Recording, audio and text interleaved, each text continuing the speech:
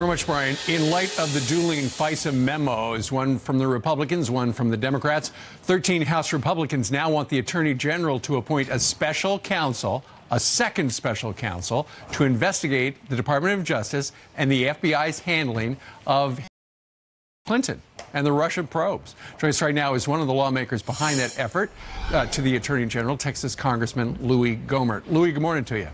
Good morning, Steve. Now, you've been talking about a second counsel since you wrote that letter to the boss, was it, last summer?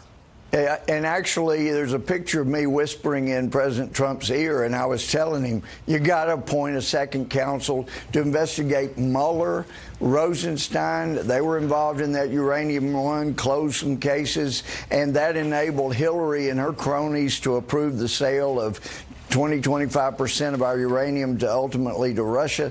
All of that's got to be investigated, but also there are too many FBI agents and too many DOJ officials that need to be investigated, whether it's Strzok or, and of course, Steele, not at the FBI, MI6 formerly, but all of those people need to be investigated. And, you know, the FBI and the DOJ can't investigate their own top people. But now I wanted to make a distinction, Steve.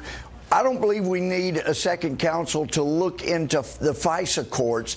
The FISA judges, if they had any modicum of self-respect for their courts, not just themselves, but their courts, they would have already, long time ago, called the lawyers in and put somebody in jail for committing a fraud upon the court. That's contempt of court, and somebody should have gone to jail long before now. And the fact that they haven't done that tells me these FISA judges don't need to have any kind of secret court hearings. Well, the Attorney General made it clear a couple of days ago they're going to look into FISA abuse with the Inspector General of the Department of Justice. But, Louie, we've got so many investigations going on. You got the Robert Mueller thing. You got the IG looking into the DOJ. That's where Peter Strzok got in trouble and got fired off of the Mueller team.